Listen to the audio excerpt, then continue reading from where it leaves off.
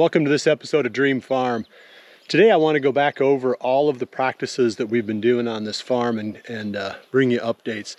Seems like people enjoy that, and I have a lot of fun doing it because I have to get out and look at all of these spots, figure out what I need to do in terms of keeping them going, whether it's fertilizing, weed control, replanting, all of that stuff. So in the process of me doing them, I might as well bring you along and share some of this with you. Right behind me, you're going to see sort of the two solutions. There's the poor man's solution, which is almost all related to hand tools, and then there's the, I don't know, I won't call it traditional, I guess. It's probably a more standard traditional solution, and that's a tractor with a planter. And you can get almost the same results with the poor man's system. You're just not going to get as many acres in, and you're going to work a lot harder at it. But I would definitely recommend it as a definite solution in areas where you don't have a lot of acres, or maybe you're just on permission, or you don't have the budget for the equipment yet. So today I'll just kind of cover it as we go. We'll just kind of walk our way through it. I'm not going to even try to figure out what we're going to do next. We'll just move forward and see what happens. Dream Farm is brought to you by Whitetail Institute Food Plot Blends, Hunt Stand Pro Whitetail App, Hoyt Archery, Wildlife Farming, and PH Outdoors.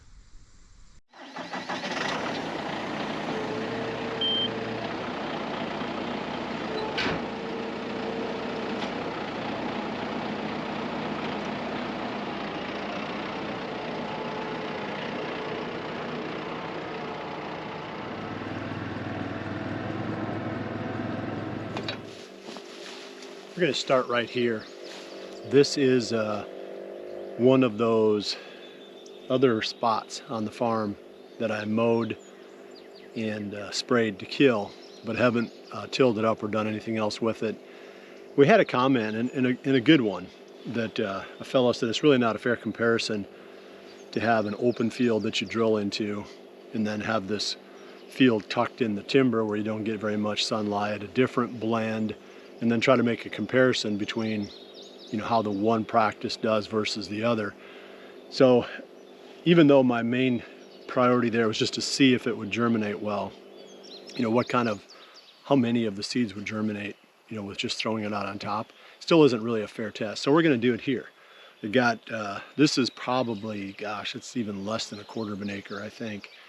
So we'll go ahead and do the same thing here. I'll spread the wintergreens on this one, Whitetail Institute wintergreens, and I'll fertilize it. And then right next to it, just up the hill here, there's a spot that I worked up, reclaimed it. Both of these spots really were reclaimed from the pasture, but the one further up was pretty rough. So that one I sprayed, sprayed, disked, and then came back with the soil conditioner, the 3-in-1 soil conditioner from Wildlife Farming, and really tried to smooth it out, because long term I'm going to have something in there, probably corn, I'm guessing, in that plot. It's probably a little over an acre and 1/4. I don't know, acres of football field. It might be 1.5 acres in there, but it should make a really nice corn plot long term, or who knows, we'll see. But that's kind of my first thought down in this valley. So I wanted to smooth it out, and that soil conditioner did a really nice job of that, got it all pretty much into shape. But now there's just part of that seed bank. Of course, when you disturb the topsoil like that, you're going to get all kinds of weeds coming up. So I'll have to spray that one, but I'm going to drill and spray on that one. This one I'm going to broadcast, touch up a couple spots where the grasses, I didn't kill them on the first spray, fertilize this, and we'll go up on this little bitty knob up here just in front of me, and that's the bench that's above the buildings, and we'll see how that's doing.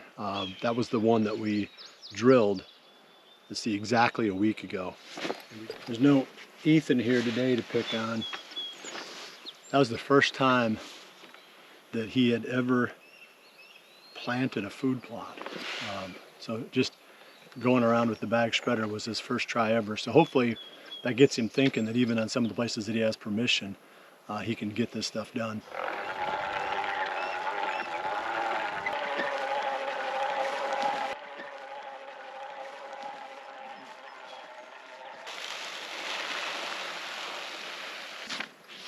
Where's Ethan when I need him?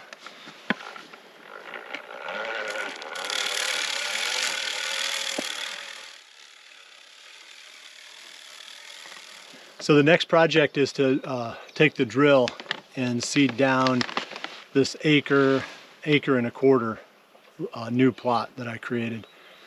And I'm going to put wintergreens in there. And I think I've got enough in here. I used some on this one that I spread out into the dead grass.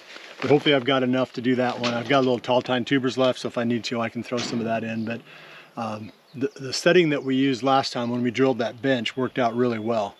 It was about perfect. So I'm going to assume it's about right.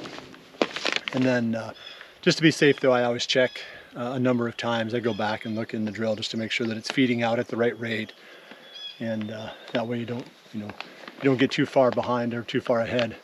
So one more time, if you missed it on the previous episode, this blend has two different forage kale, dwarf Essex rape, tall tine turnip, annual rape, trophy annual rape, purple top turnip, and those are the primaries.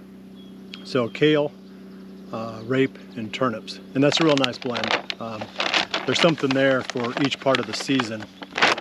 The deer seem to favor certain of the brassica varieties early and other ones later, and this one's got a nice blend, so it should appeal all the way across the spectrum. This one's got weeds in it, and probably in a perfect world I would spray this first, just because then you get full exposure to all the leaves on the weeds for the herbicide. But the drill is hooked up to the tractor. I don't feel like taking it off and putting the sprayer on and then coming back and putting the drill back on again. So I'm gonna go ahead and drill it, and then I'll spray it after that. So anything that's still green and above is gonna, it's gonna kill. And I did some research on it, and the glyphosate will not harm the seed. So even any seed that's laying on top of the ground, if you spray over it with glyphosate, it doesn't hurt the chances of that seed germinating.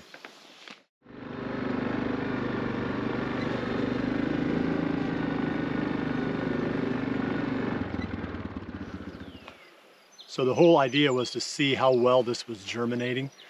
And as you look at it now, there's this was wintergreens, and there's wintergreens coming up in every single furrow, which is really good. I mean, it was the no-till, of course, you're going to put it into a little bit of moisture, so you should expect the germination to be a little bit quicker than if you just spread it out on top of the ground and wait for the rain. So this one I'm going to count a really good success as far as getting the initial germination. I'm going to spread a little bit of fertilizer, little bit of fertilizer on here now, just the urea. I'll come back and hit it harder once I know there's some rain coming. I hate missing those pop-up showers because I didn't put something down. But the forecasts are so inaccurate now. They'll call for rain one day and you'll get nothing, and then they'll call for nothing and you'll get a pop-up thunderstorm, and you'll say, well, why didn't I have my seed down, or why didn't I have my fertilizer down? So I'm going to put down just kind of a real low rate, and then I'll come back again when I know there's rain, where I can hit it a little bit harder. I have noticed here in walking this plot that I don't think we killed any of the beans. I don't see any dead bean plants. So whatever beans were here should make it all the way through and keep growing. To me, that's about a perfect food plot. When you've got beans and then you plant something like the wintergreens into it, and then that fills in any openings in the beans, makes something green that's coming up, while the beans are, drying down as we get into the late summer. So this spot should be pretty good. I'm satisfied with it. We're off to a good start on this one.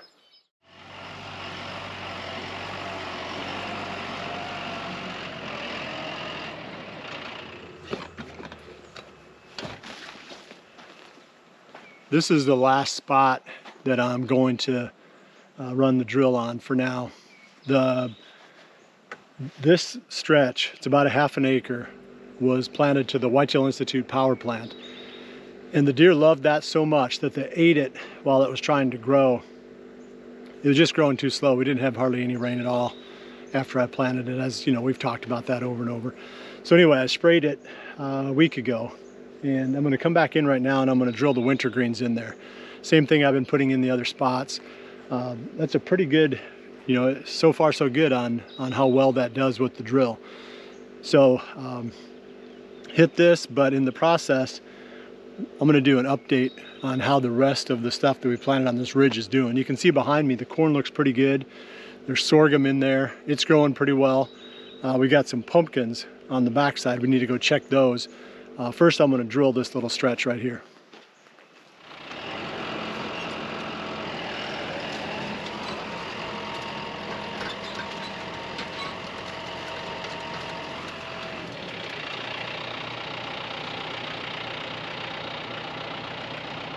Depth.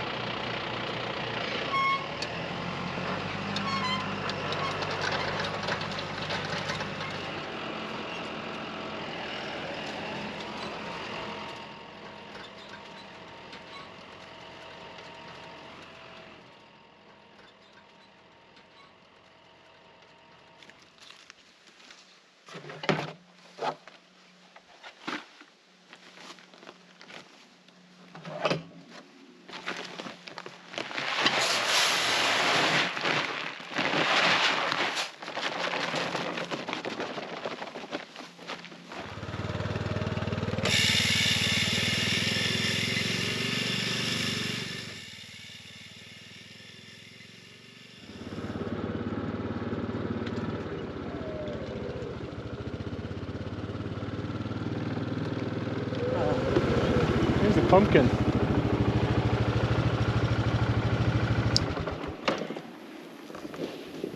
Well, folks, we have pumpkins. They're not very big, but I'm pretty proud of myself. I can grow pumpkins. I had somebody tell me one time that any moron can grow pumpkins, and I proved that. We're driving through this green strip in this food plot that I planted to Whitetail Institute Imperial Whitetail Clover. And I'm a little reluctant to mow it. There's a lot of Queen Anne's lace in there and the deer have been eating on that. So I might just leave it. There is definitely clover under there. I think when the time comes to, you know, mow this as we get maybe into the end of the summer and clean up whatever broadleaves are in there, I think we'll be surprised with how good that clover kicks in. So even though it looks pretty bad right now, I feel like by the end of September, early October, it's going to look pretty good.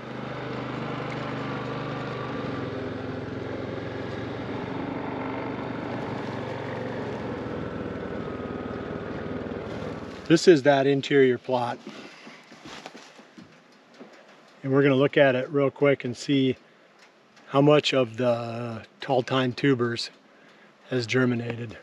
If it's not too much, better yet, if it's none, I'm going to hit some of these spots where the weeds are coming in and kill those. Otherwise, we're just going to be stuck with the weeds because I don't want to spray it and then kill the stuff that we planted.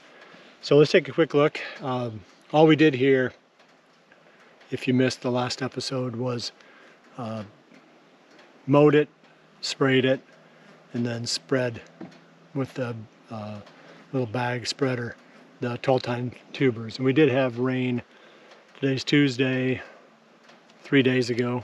So there could be some germination here. Looks like we brought that backpack sprayer for nothing. There's enough germination in here that I'm not going to risk spraying it, which is pretty interesting.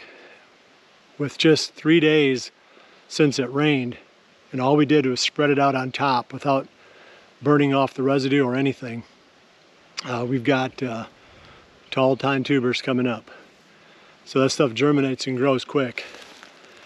So we've got, I'm gonna wrap up. No, I got one more thing I wanna do. before we wrap up today's episode. I want to look at the spots where we did the oak tree planting from acorns. We had that problem with the thistles, if you remember back a little ways, and you know, the local forester said there was no solution for it, short of going in there with a weed eater, and I tried that. It's just way too labor intensive. So I took the bush hog and I mowed through it at probably about a 6 to 8 inch high setting. Even though that's a little bit heavy-handed with the tractor tires rolling over the little trees, it's still way better than having them buried underneath all of those thistles. So now it's all mowed off, and my next step is to spray it with a herbicide called Sonora. And somebody commented on that episode, and they told me about, I think it's called, wish I could remember what the name of that chemical is. But Sonora's got it in it. There's a few others that have it, a few other branded herbicides. But it's an active ingredient that will kill pretty much thistles and other broadleaves, but not the trees. So I can go in there now and just hopefully clean up the thistles that are left in here, and then that'll make it perfect for the trees to grow. I also have another problem here, and I don't know if I'm going to address it or not, but the Queen Anne's lace is coming in so thick in some of these spots that I almost need to mow that down too. So maybe that's coming up next. Anytime you open up the ground, you introduce the opportunity for a whole lot of other stuff to grow in there. And even though those acorns were producing little oak trees, those same spots are producing a whole lot of other stuff, specifically thistles and Queen Anne's lace. So that's pretty much where I'm at. The farm is slowly but surely taking shape, and I might as well just wrap up right here. I guess I've talked my way through it all. I might as well wrap up right where I started the episode last week. Well, I appreciate you joining us here on Dream Farm. I'll keep bringing you updates. A lot of the stuff that we're doing now is the last ditch effort. There's not going to be a whole lot of rescuing the rescue. If this stuff doesn't work, which I really believe that it will, then we're kind of sunk on some of these plots. We're not going to have anything in them for the fall. But like I said, I'm feeling really good about the winter greens and the tall tine tubers coming in and filling in these spots. Well, thanks for joining us this week. We'll see you right back here again for the next episode of Dream Farm. And remember to always dream big.